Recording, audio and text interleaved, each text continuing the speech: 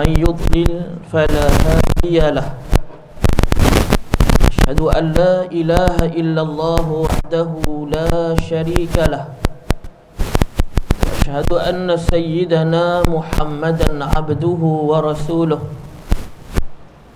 صفيه وخليله وحبيبه سيدنا محمد بن عبد الله وعلى آله وصحبه حق قدره ومقداره العظيم. Amma ba'd. Tuan-tuan kuasa surau, Tuan Imam, Tuan Bilal, tuan-tuan, puan-puan yang dirahmati Allah Subhanahu wa ta'ala. Tuan-tuan, sejak daripada awal bulan Rajab, di mana-mana tempat tuan-tuan, surau, masjid, mana-mana kita pergi, kita akan dengar tu imam doa, kita mengaminkan doa tersebut, iaitu kita minta keberkatan dalam bulan Rajab, kita minta keberkatan disambung dalam bulan Syaban, dan kita minta bertemu dengan Ramadan. Minta kerana apa? Kerana kita, tuan-tuan mati Allah Subhanahu wa ta'ala, walaupun setiap kali masuk Ramadan, pastinya kita letakkan target, sasaran, impian yang sangat tinggi. Bagus. Kalau dulu kita mungkin boleh dalam Ramadan 1 kali atau 2 kali kita khatam, mungkin kita nak tambah pada kali ini dengan 3 atau 4 kali. Kalau mungkin kita dalam bulan puasa hanya baca Quran saja, tapi tahun ni kita letakkan target dan sasaran, ada surah-surah tertentu yang kita boleh hafal pula. Dan mungkin kalau selama ni kita pun dan hafal, kita dan baca, kita nak tengok makna pula. Dan begitulah hal keadaannya. Mungkin kita nak lipat gandakan solat malam kita di dalam bulan Ramadan. Maka penting tuan-tuan untuk kita doa pada Allah Subhanahu wa ta'ala, biar kita jumpa sungguh-sungguh kali ini dengan bulan Ramadan. Itu yang pertama. Yang kedua tuan-tuan, ni mai dah. Setiap tahun bila mai bulan ni, di hujung-hujung kita akan bicarakan berkaitan dengan Isra dan Mi'raj. Mana-mana kita pergi. Pagi ni saya nak sentuh sikit saja sebagai mukadimah, 1-2 hikmah, 1-2 poin saja. Pertama sekali tuan-tuan, Al-Imam Al-Syekh Mutawwali Sya'rawi, satu orang ulama besar daripada Al-Azhar Mesir,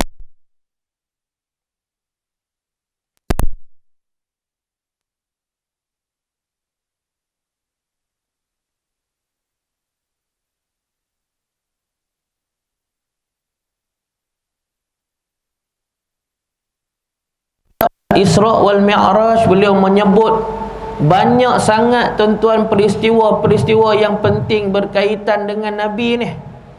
Kita pun sendiri tahu, kalau sebut pasal Nabi bukan setakat waktu Nabi lahir saja. Sebelum Nabi lahir tu, peristiwa Irhas yang kita baca pada surah Gajah, surah Fil yang lepas, macam mana Allah Subhanahu wa ta'ala nak selamatkan Nabi dia, macam mana Allah juga nak selamatkan rumah yang di sana ada Nabi dia, rumah Allah yang di sana ada Nabi dia. Daripada awal-awal diceritakan pasal Nabi, banyak apa saja yang berkait dengan kehidupan dan sirah Nabi itu penting. Namun dalam banyak-banyak peristiwa yang penting itu, ada 3 yang paling penting. Yang pertama tuan-tuan, daripada 3 itu, yang pertama sekali adalah bi'tsatur rasul. Bi'tsah maksudnya apa? Nabi diangkat menjadi rasul. Confirm dah. Apabila turun ayat Quran, bila turun wahyu yang pertama tu, cara confirm, cara rasmi, hari ini telah ada Nabi dah. Maknanya impian orang-orang Yahudi sebelum ni mengkehendakkan Nabi daripada orang Yahudi juga tak berlaku. Allah pilih orang Arab. Jadi hari itu, hari bi'tsatur rasul, adalah hari penting kerana telah ditabalkan Nabi akhir zaman. Tak ada dah.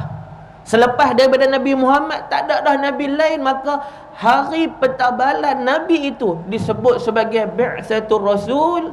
Itu yang terpenting daripada benda-benda yang penting, tuan-tuan. Baik. Yang kedua, tentulah peristiwa Al-Isra wal Mi'raj. Saya kita sebut, kita pergi tiga dulu. Dan yang ketiga adalah peristiwa hijratul Rasul. Nabi hijrah daripada Mekah ke Madinah, itu peristiwa besar. Kerana dengan penghijrahan ini Nabi boleh pegang tampuk pemerintahan. Kalau sebelumnya berhijrah ke Habsyah ni boleh buat ibadat saja, tapi tak boleh nak kuasai politiknya.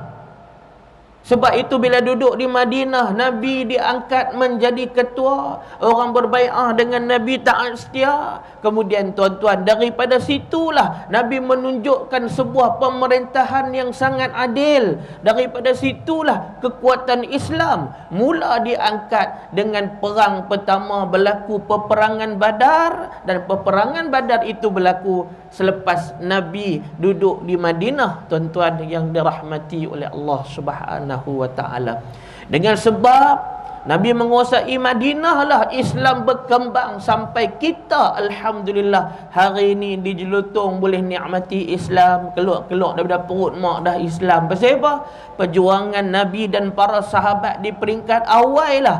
Jadi tuan-tuan, besarnya peristiwa hijrah ini kesan dalam kehidupan kita. Baik. Patah balik pergi nak buat doa. Sebab ikut urutan dia macam tu.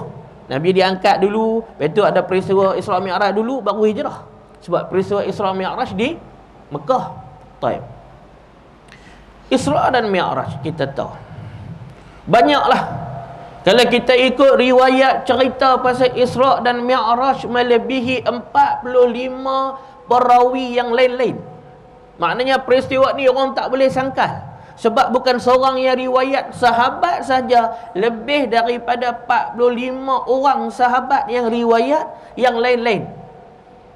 Ceritanya semua tentang Isra Mi'raj, tapi pakat-pakat riwayat belaka. Maka ia menjadi satu yang sangat besar.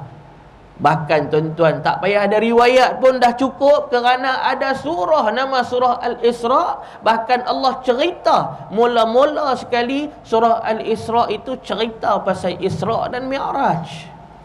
Jadi tuan-tuan, daripada riwayat-riwayat itu yang sahih, yang kita tahu, yang sampai dekat kita, Nabi sebelum berlaku peristiwa Isra dan Mi'raj, persiapannya adalah dada Nabi dioperate dulu. Semua kita boleh terima cerita ni.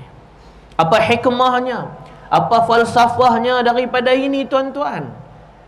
Ia menunjukkan betapa penting dan besarnya apabila dada Nabi dibedah itu. Nabi seorang yang terpelihara dosanya. Walaupun macam tu nak berjumpa dengan Allah pun dibersihkan dulu dada Nabi, diletakkan dengan hikmah-hikmah.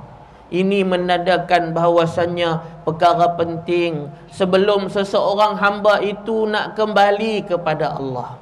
Kita semua akan kembali, tuan-tuan, sampai tempoh expired dia kita akan kembali semua. Dan kembali itu dalam keadaan macam mana? Kalau kita ambil falsafah dan hikmah daripada apa yang berlaku, Nabi nak berjumpa dengan Allah, persiapannya dada Nabi dulu dioperate, diletakkan dengan keimanan dan hikmah-hikmah.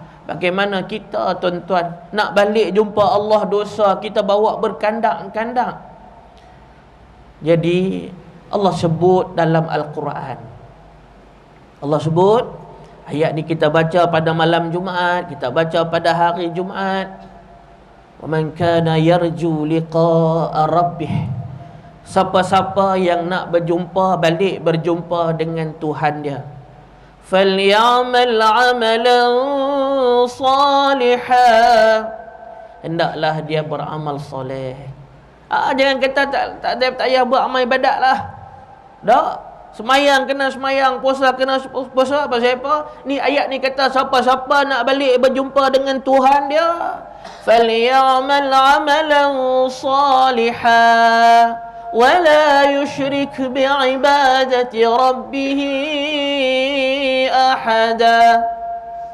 Dan poin yang kedua penting sangat. Lain daripada kita buat amal soleh, kita buat ibadat yang banyak kerana Allah Subhanahu wa taala, yang keduanya yang penting tuan-tuan, wala yusyrik bi'ibadati rabbih ahada. Jangan sikit pun kita syirik kepada Allah Subhanahu wa taala. Ini hikmah dia yang boleh kita faham. Jadi dalam kehidupan kita, persiapan kita nak berjumpa dengan Allah, tak boleh lari. Mesti kena ada bekalan ibadat. Dan paling penting, iman kita tak boleh tergugat walaupun sedikit. Kerana nilaian iman itu, walaupun ada sebesar zarah, kita akan selamat daripada api neraka satu hari. Kalaupun, na'udzubillahi min zalik, kalaupun sebelum itu dicampak ke dalam neraka. Lagi sekali, na'udzubillahi min zalik, kita tak mau nak duduk walau sesaat. Kita nak terus masuk syurga. Kita tak mau rasa, tak apa rasa, jangan, ni bukan kira ambil pengalaman. Bukan, ambil pengalaman, ambil tempat lain, ambil atas dunia sudah. Nah, akhirat bukan ambil pengalaman tuan-tuan. Walau sesaat kita tidak mampu menahan azab Allah Subhanahu wa ta'ala. Nak cerita surah Maryam ni panjang tu, pakai tak ada buku kuliah lah tadi. Nah, satu lagi nah hikmah dah. Itu baru satu. Banyak, berpuluh-puluh hikmah kita boleh ambil daripada pelbagai sudut. Masya-Allah, tabarakallah. Yang kedua tuan-tuan, hikmah. Kenapa Allah Subhanahu wa taala jadikan dalam peristiwa Isra' Mi'raj ini Nabi pi ke Baitul Maqdis? Itu poin besar tu. Ada sebab dia. Ya, memang ia adalah kiblat orang Islam betul, dan di antara bumi yang memang sangat-sangat disebut oleh Nabi, kalaulah boleh kamu berziarah untuk usaha pi ziarah, pi tengok, pilah melawat tiga masjid ni. Masjid Al-Haram Mekah, Masjid Nabi di Madinah, dan juga Masjid Al-Aqsa Baitul Maqdis. Benar, itu hadis yang sahih. Melangkau jauh daripada itu tuan-tuan, hikmah dan benda besar dalam peristiwa Isra' dan Mi'raj. Sebab kenapa Allah Subhanahu wa ta'ala menjadikan Nabi pi dulu. Nabi boleh saja pi terus daripada Mekah tuan-tuan. Tidak ada halangan. Bukan kata kena GPS ke apa, tengok kompas pergi sana dulu, kena Waze pergi sana dulu. Tak. Itu bukan jalan kata mesti kena pergi Baitul Maqdis baru naik ke langit. Dah, itu bukan kompas dia, dan itu bukan Waze yang kena ikut. Allah boleh buat daripada jelutong pun, tapi tak berlaku lah sebab Nabi bukan orang jelutong. Nah, tuan-tuan mati Allah Subhanahu wa ta'ala. Apa hikmah dia?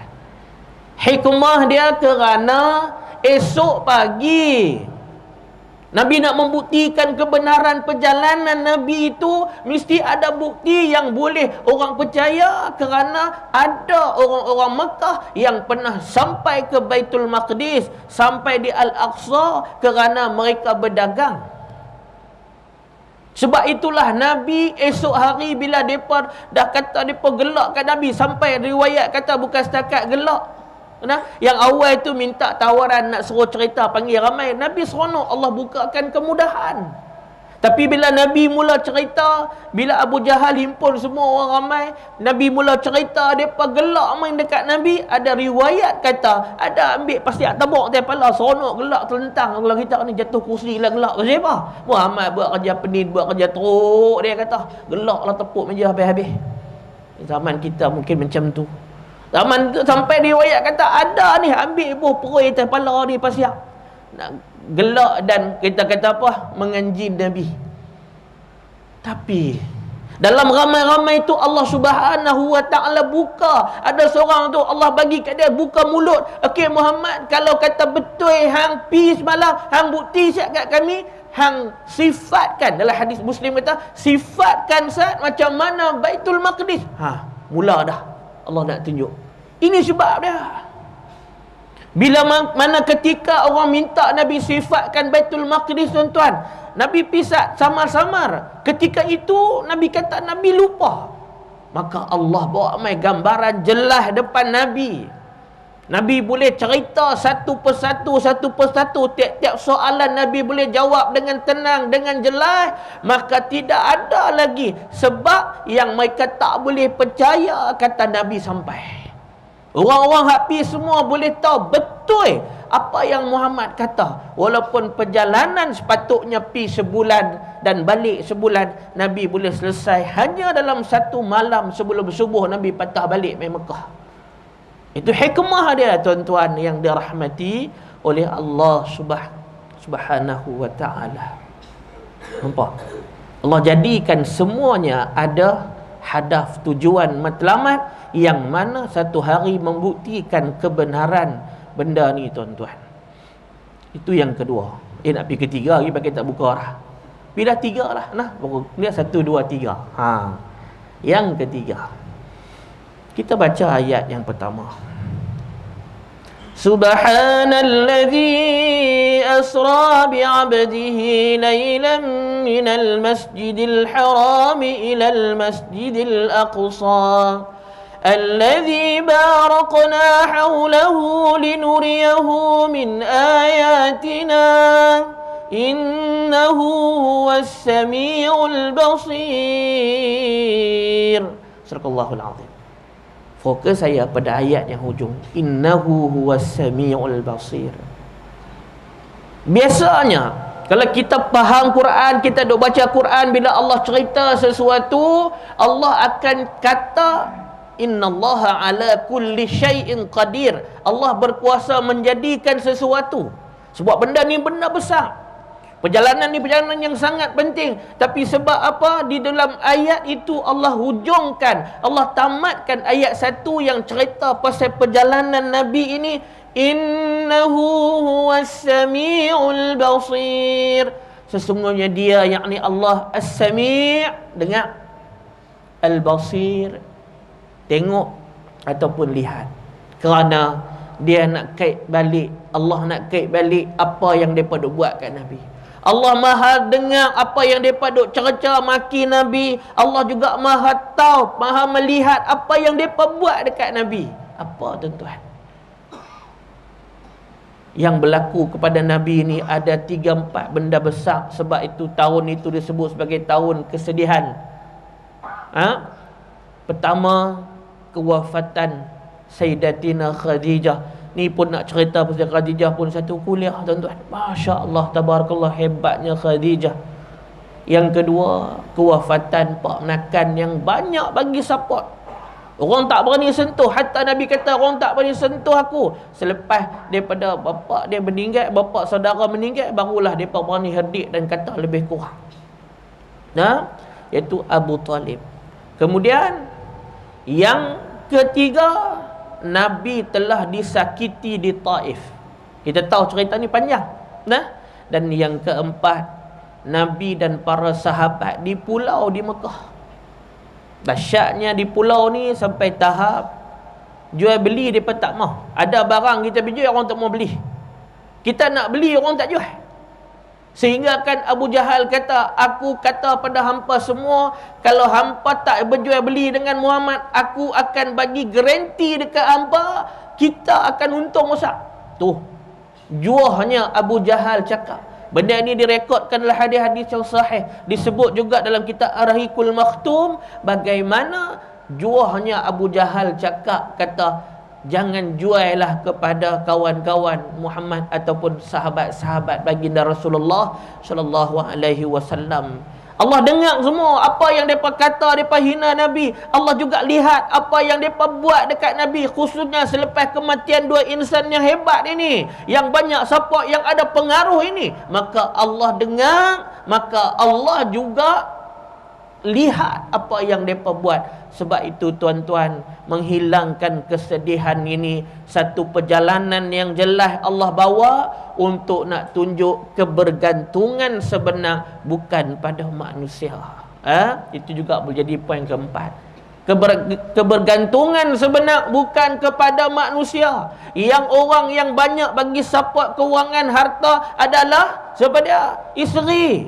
Allah habis.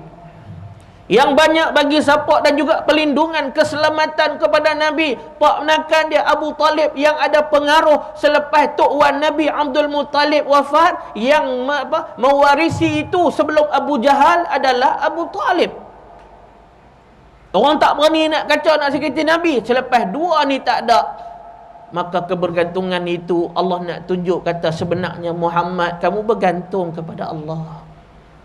Tuan-tuan yang dirahmati oleh Allah Subhanahu wa taala, sangat menarik tuan-tuan kalau kita mengamati satu persatu peristiwa yang berlaku yang disebut sebagai Al-Isra wal Mi'raj. Jadi cukuplah mukadimah banyak tu noh. Nak kata satu jadi empat rupanya. Tak apa. Noh, mudah-mudahan dapat sesuatu daripada mukadimah tu tuan-tuan. Baik. Tengok jam jugalah, tak mau lanjut kan. Tapi saya difahamkan Syekh Haki kita dia tak kerja dah waktu hari Sabtu kan. Tuan-tuan mati Allah. Kuliah yang lepas saya tengok nota kita dah masuk surah Humazah. Maka saya buat conclusion pada pagi ini. Tuan-tuan, surah Al-Humazah ini cerita dekat kita betapa Allah Subhanahu wa taala marah dan Allah Subhanahu wa taala letak celaka kepada orang kaki maki orang ni. Kaki kata dekat orang ni, kan? Kaki caci orang, ego, sombong, sama ada dengan perbuatan sakit-sakitkan orang, sama ada dengan percakapan, ungkapan-ungkapan, perkataan-perkataan yang sangat menghirih orang. Kadang-kadang kita kalau kena pukul itu lebam ke apakah dihilang. Tapi kalau kata orang kata kat kita tuan-tuan berpuluh-puluh tahun, selagi mana kita jumpa muka dia duk ada, kita duk ingat tuan-tuan. Kalau dia tak minta maaf, hak minta maaf pun masih duk rasa, nanti diungkit balik. Tu kata-kata ni tajam. Nah, yang ketiga, sama ada humazah atau lumazah, nah, sakiti orang, cerca dan maki orang dengan cara isyarat. Macam-macam lah isyarat yang menunjukkan boleh sakitkan orang, boleh bagi benda pada orang tak elok ni, bukan setakat angkat kening, bukan setakat jebeh mulut, macam-macam hari ni. Tambah budak-budak muda ni macam-macam ada reka bentuk dia, nah, yang boleh menyebabkan orang itu rasa dan terasa hati. Maka itu semua termasuk humazah dengan lumazah. Baik.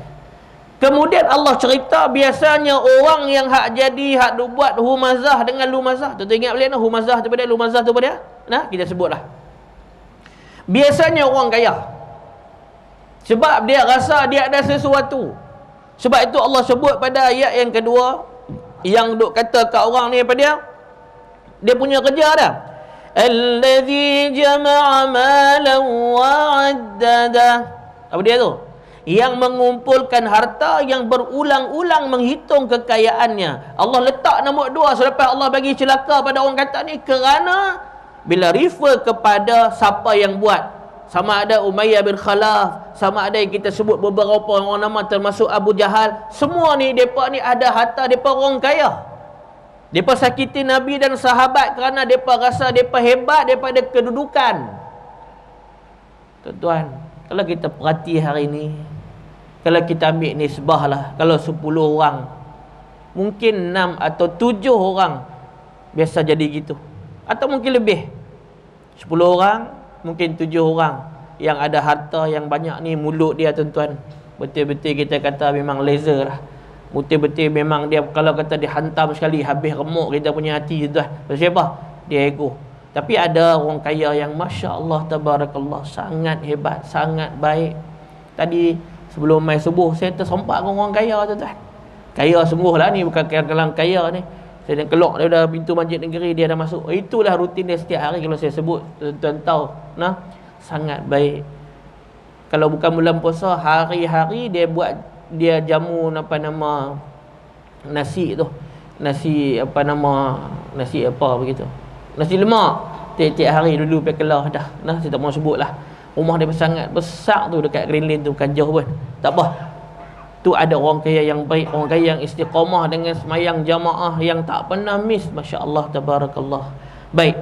Kemudian tuan-tuan mati Allah Subhanahu wa taala, siksaan depa ni Allah Subhanahu wa taala sebut neraka khas untuk depa, nama Hutamah. Neraka hutamah ini tuan-tuan bukan kaleng-kaleng ni, dia boleh bakar ni sampai hati tu. Sampai hati, terasa dekat hati ni tuan-tuan Allah Subhanahu Wa Taala.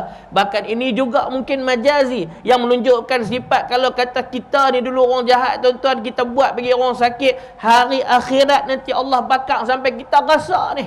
Sebab tu Allah guna perkataan apa tuan-tuan, disebut ada perkataan afidah, yakni fuad. Allati tattali'u 'alal afidah. Fuadun, hati, jantung. Nah, dahsyatnya tuan-tuan Allah Subhanahu Wa Taala. Baik, yang lebih dahsyat lagi bukan setakat kata bakar sampai terasa dekat hati. Innaha 'alaihim mu'sadah. Apa dia tu? Nah, yang mana sesungguhnya api itu ditutup rapat. Ditutup rapat. Fi 'amadim mumaddadah. Sedang diikat pada tiang pula. Dahlah duduk dalam tu ditutup rapat, ikat dengan tiang. Tak payah fikir banyak-banyak tuan-tuan. Tuan-tuan pergi satu, kalau ada masa pergi kat YouTube tengok dokumentari cerita tempat paling panas atas dunia. Baru 2 hari lepas saya terpandang ataupun tengok video klip tu, orang Indonesia buat, dia cakap Indonesia. Dia pi tu, dia bawa kamera ni, dia kena pi duduk lantung Pasal apa? Kamera keluar pergi luar 2-3 minit, rekod tu kamera dia. Tuan-tuan tahu berapa panas dia? 70 darjah Celsius. Kita demam dulu masa duk tek bala tu 37.5, duduk tepi, tak boleh masuk, tak boleh pergi mana, lagi pun depan masuk teh pula. Nah? Kalau demam dulu, kalau kata kita ni anak-anak panas, kalau naik berarti 39 40, mak akan marah kita. Hang biar anak hang sekali dia tarik. Saya ingat dia kata-kata tu, orang tu akan sebut gitu kan. Betul tak? Jangan biar ni panas sangat, anak-anak hang jadi tarik. Tarik tu tak tahu macam mana tarik. Sawan orang tu panggil tarik kan. Jadi tu 40 plus lagi 30. Tuan-tuan boleh bayangkan panas terang mana. Di dunia tak payah cerita panjang. Okey, hak tu pun kira panas sangat. Tuan-tuan, 2 hari lepas masuk pula, benda ni bak lupa ni siapa pun akan berlaku, cuma kita minta lah jangan Allah uji macam tu. Apa dia yang saya maksudkan? Anak meninggal pula lah kereta pasal mak terlupa, budak umur 5 tahun. Tiap-tiap tahun kita dengar cerita dia demai. Bak lupa yang kata tuan-tuan, kita pun mungkin boleh berlaku. Nah, hari itu kita biasa isteri pergi hantar anak kerja. Tiba-tiba hari itu isteri ada mesyuarat ke apa, dia tak boleh pergi, kita ambil tugas tu. Tiba-tiba kita terlupa, kita pergi ambil anak, tiba-tiba tahu buat keluar, kita terus pergi pejabat. Tengah hari lagi nak makan, baru teringat anak lah kereta. Allahu Akbar, ketak pipi anak, tak boleh buat apa, lembek lah, habis lah. Tu kata bab terlupa, kita jangan duk kutuk kat mereka. Nah, kita pun mungkin boleh jadi. Tapi saya nak cerita apa tuan-tuan, kalaulah kepanasan tengah hari kita atau pagi dalam pukul 10 11 pun, kalau duduk dalam kereta yang mana ditutup cermin pun boleh menyebabkan kematian. Cerita dia bukan budak-budak, orang tua pun kalau orang kurung lah kereta tuan-tuan, sama kita pun qalu innalillah juga. Nah, habaq kata, ni di hari kiamat duduk dalam api yang panas menjulang, yang bakarnya sampai jantung hati ni terasa, tiba-tiba di atas ditutup rapat, kemudian kita pula duduk di palang, diikat. Nak pergi mana? Dan pada hari itu kena ingat, tidak ada kematian. Allah tak tahu nak habaq lah. Tu bila kita faham betapa dahsyatnya Allah Subhanahu Wa Taala nak bagi siksaan kepada hak di atas dunia, kerja duk kata kat orang. Hak di atas dunia kerja sakiti orang, hak di atas dunia kerja maki dan juga duk hantam orang ikut dan tuan-tuan. Jadi sesuailah balasan mereka seperti mana yang Allah sebut dalam ayat-ayat dalam surah ini, yang menunjukkan bagi hati orang yang beriman, kita akan takut dan kita akan gemetar kerana azab yang sangat pedih. Kalau kita relate dengan apa yang berlaku di atas dunia pun tak mampu orang nak lalui tuan-tuan. Bagaimana ini cerita neraka yang tidak ada kematian. Atas dunia kena sekali mati, maknanya itu cerita pula akhirat. Tapi ini cerita akhirat. Kalau cerita akhirat, dia tidak akan habis selagi mana Allah tidak memutuskan sesuatu untuk kita. Jadi tuan-tuan yang dirahmati oleh Allah, itu conclusion daripada surah Al-Humazah pada kuliah yang lepas. Jadi tuan-tuan yang dirahmati oleh Allah, 10 minit lagi saya cuba nak masuk surah baru, iaitu surah Al-Asr. Surah Al-Asr ni surah apa tuan-tuan? Surah ni lah surah paling favorite, dan ataupun surah, beberapa surah yang favorite kalau saya lah. Saya tak tahu kalau tuan-tuan. Saya surah favorite ni kalau saya sembahyang, surah ni Wal Asri. Yang kedua Inna A'tayna ataupun Qul Huwallahu Ahad. Ni standard. Kalau tuan-tuan Ali Imran kan, surah apa? Al-A'raf, Maidah. Saya tak sampai tahap tu. Saya ni kira surah kita syok lah baca. Kita syok baca. Tapi tidak ada masalah tuan-tuan. Bukan kata kita nak kata ni. Ada sahabat yang baca Qul Huwallahu ulang-ulang. Tapi Nabi kata, oleh kerana dia suka benda tu, cerita pasal kebesaran Allah, Allah suka benda tu. Tidak ada masalah. Bahkan dalam bacaan Quran ni kita kena tahu, Allah sebut faqra ma tayassara minal Quran. Bacalah yang mudah-mudah daripada Quran. Tidak ada masalah. Bahkan ada sahabat saya cerita, kami di rumah masyayikh dulu saya tak tahulah, mungkin syekh ni saja nak tunjuk lah. Sembayang ni, Allahu Akbar, sembayang lah, baca Fatihah semua clear. Mai betul surah Bismillahirrahmanirrahim. Alif Lam Mim. Dzalikal kitabu la raiba fihi hudan lil muttaqin. Allahu Akbar. Allah kita kata. Punya syok dah baca tu. Tiba-tiba 2 ayat. Boleh tak? Boleh, tidak ada masalah. Kita kalau baca kurang-kurang 5 ayat yang tu tidak? Macam kita dah buat tahlil tu 5 ayat. Ni 2 ayat. Habaq kata boleh faqra ma tayassara minal Quran. Jadi tidak ada isu kalau mana kita baca surah ni. Tapi janganlah sampai 50 tahun nak baca hak ni yang lamayang. Ubahlah sikit. Upgrade sikit terutama bulan puasa ni. Jadi kita pun kalau suami jadi imam, abang ni baca hak ni lah, rasanya kahwin 44 tahun abang weh, ubahlah juga surah. Ambil kesempatan bulan puasa kita hafal surah baru. Hafal surah apa? Hafal surah Humazah. Dengan surah kuliah. Baca kuliah tak jumpa nak tutup. A'bud duk pusing kutu lah. Jadi tuan-tuan Allah. Baik, kita mai kepada surah ini, Al-Asr. Suratul Asr. Surah ini adalah surah Makkiyah yang mengandungi 3 ayat. 3 aja, 3 ayat. Surah ini dinamakan surah Al-Asr kerana Allah Subhanahu wa taala bersumpah dengannya pada permulaan surah ini. Firman Allah Subhanahu wa taala, "Wal 'asr innal insana lafi khusr." Jadi Allah mulakan wal 'asr, demi masa. Jadi maka diambil bersempena dengan Al-Asr ini dijadikan nama surah. Al-Asr bererti masa kerana ia merangkumi pelbagai variasi masa. Suasana, keadaan seperti adanya suka, ada masa kita berduka, ada masa sihat, ada masa sakit, ada masa kita kaya, ada masa senang, ada masa miskin, ada masa susah. Bahkan ada masa kita dimuliakan, ada masa kita dihina. Masa boleh dibahagikan kepada beberapa benda yang boleh diukur. Antaranya dengan tahun. Sebelum tu mungkin dengan abad, dengan kurun, dengan dekad. Tapi biasanya dengan tahun, dengan bulan, dengan hari, dengan minggu, dengan hari, dengan jam, dengan minit, dengan saat, dengan detik. Kita boleh ukur masa. Maka penting sangat bila Allah Subhanahu wa taala sebut pasal masa. Pasal apa tuan-tuan? Mana-mana program bila kita pi dia akan letakkan masa. Kalau dia tak syak pun, contoh macam kuliah lepas subuh, kuliah lepas maghrib, walaupun dia tak boleh bagi masa tetap. Tapi kalau kata program-program rasmi, program-program besar, wajib kita letak masa. Kalau seorang tu sebagai organizer ataupun sebagai seorang PIC, dia tak buat program, dia tak buat masa. Orang kata pi dah hang ni cak ayam pasal apa? Bab masa pun orang tak tahu nak sebut. Bab benda ni benda besar.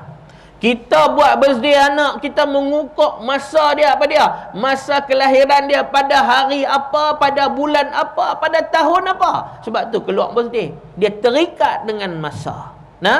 Jadi semua itu dia berkaitan dengan masa. Bab harian kita tak dapat nak elak. Kerja masuk pukul berapa, anak balik sekolah pukul berapa, nak hantar tuition pukul berapa, kita nak jumpa kawan kedai kopi janji pukul berapa dekat WhatsApp tadi. Semua masa. Besar tak? Besar. Dan masa juga boleh kita nilai dengan keadaan tertentu. Ada masa-masa kita akan jadi sedih, ada masa-masa kita sangat seronok, ada masa-masa kita sangat bahagia, ada masa-masa kita diuji, dan ada masa tertentu kita dihina.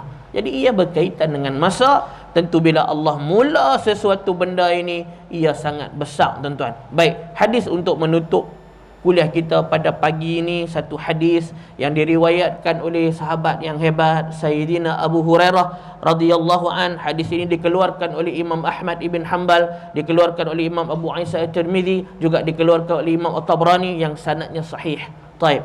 Tuan-tuan mati Allah, sabda Nabi sallallahu alaihi wasallam, la taqumus sa'ah hatta yataqarraba zaman fatakuna as-sa'atu kasyahr fayakunu ash-shahru kaljum'ah wa takuna al-jum'ah kalyawm wa takuna al-yawm kas-sa'ah wa takuna as-sa'ah kahtirafi sa'afah atau kama qala sallallahu alaihi wasallam. Rawahu Ahmad wa Tirmizi wa Tabrani wa qala hadithun sahihun. Baik. Tuan-tuan mati Allah, Nabi kata tidak akan berlaku sa'ah, yakni hari kiamat, sehinggalah yataqarraba zaman, sampai di satu masa dan ketika waktu tu kita akan rasa setahun macam satu bulan. Rasa tak? Kita rasa tak? Dan kita akan rasa sebulan macam satu Jumaat, maksudnya seminggu. Sebulan rasa macam seminggu. Dan sampai satu ketika kita akan rasa seminggu macam satu hari. Jumaat kal yaum. Satu Jumaat macam satu hari.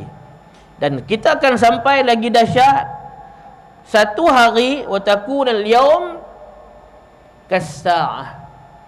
Dan kita akan rasa satu hari macam sejam je.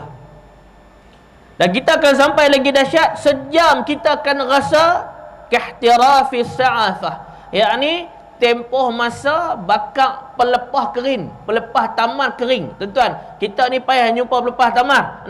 Kita ambil pelepah nyok, kita ambil daun nyok, pelepah nyok kering, kita bakar, sat saja api naik, sat, betul habis. Itu Nabi umpamakan nanti sampai satu ketika sejam hampa rasa sat. Tuan-tuan, saya tak pasti tau. Mungkin hak dengar tu kuliah dia lenguh sebab ustaz-ustaz lah kursi sedap-sedap. Tuan-tuan tengok kursi ni. Ni kursi orang main game ni. Budak-budak ledok game sampai 4-5 jam dapat kursi sedap. Tapi tuan-tuan duduk bawah mungkin lenguh kan.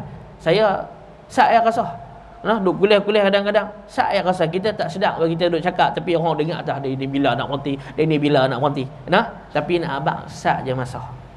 Sejam macam mana pelepah yang kering dibakar. Itu Nabi kata. Hadis ni hadis sahih. Baik.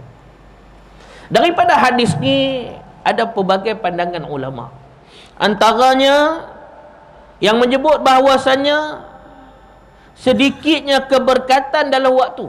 Yang dikatakan tadi ni setahun macam mana sebulan, sebulan macam seminggu, seminggu macam sehari, sehari macam sejam dan sebagainya tu. Ada ulama berpandangan dan berpendapat bahawasanya keberkatan makin kurang, makin kurang, makin kurang. Itu pun betul. Yang kedua, kita juga boleh ulama juga ada menyatakan bahawasanya kiasan kepada sedikitnya ilmu agama ataupun para ulama.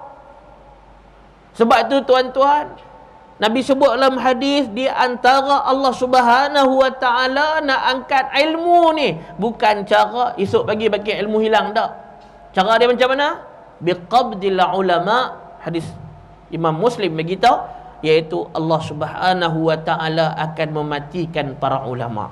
Ulama yang ada di zaman dulu, mainlah kita hari ni hebat teramana orang panggil syekh ke apakah, tidak boleh melawan ataupun mengatasi kehebatan ulama-ulama dulu. Tuan-tuan, nak pergi cari setara Syekh Idris Al-Marbawi yang duk tulis kitab Bahrul Mazi, yang orang duk baca kata-kata lah ni tuan-tuan, tak jumpa dah.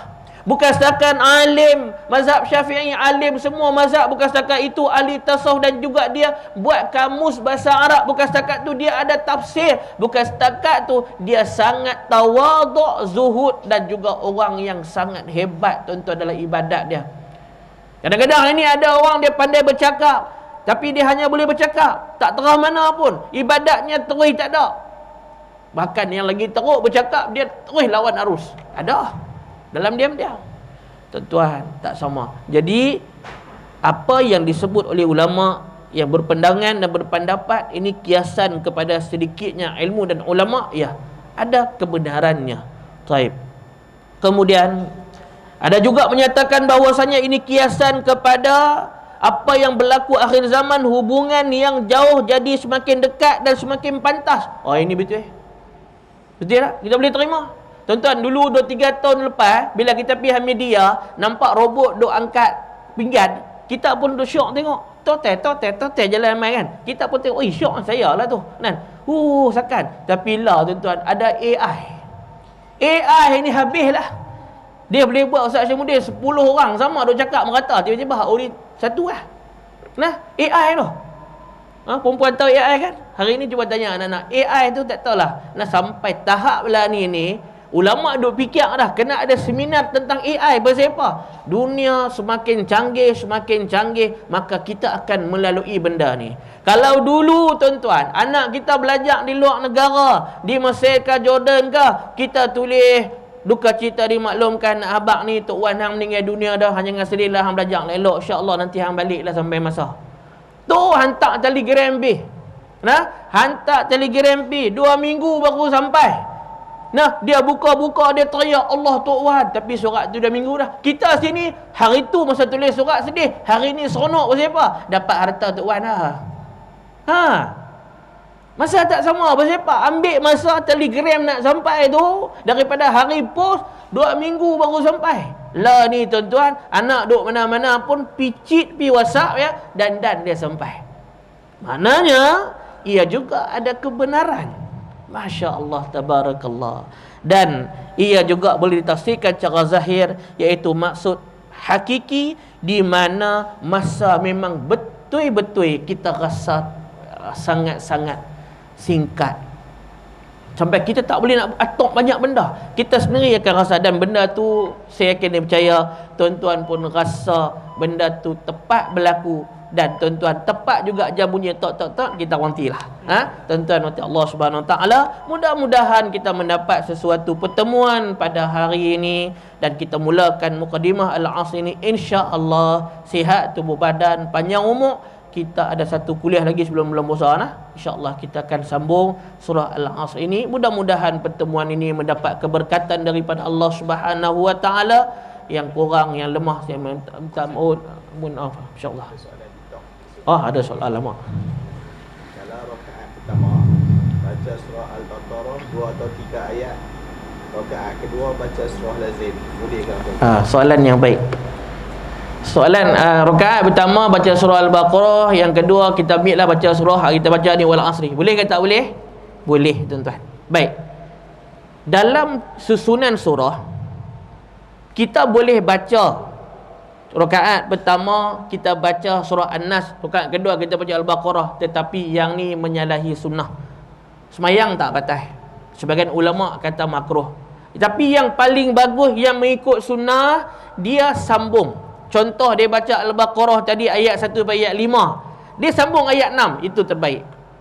Satu contoh. Yang kedua yang terbaiknya, pada rakaat pertama dia membacakan surah apa? Kita letaklah Alam tara kaifa fa'ala rabbuka bi ashabil fil. Selepas alam tara kaifa surah apa tuan-tuan? Bawah dia li ila fi quraish, itu lagi baik.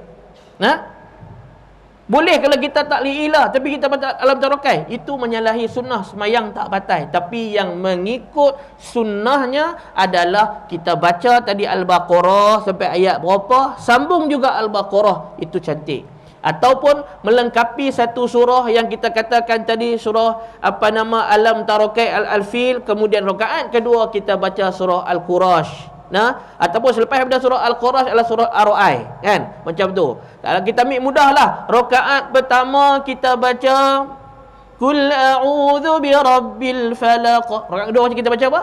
Tentulah Qul a'udzu birabbin nas. Itu susunan dia. Baik, tuan-tuan, tapi kalaulah kita jenis orang yang baca tadi ni, rakaat pertama baca Al-Baqarah, rakaat kedua baca Yasin. Boleh ke tak boleh? Boleh.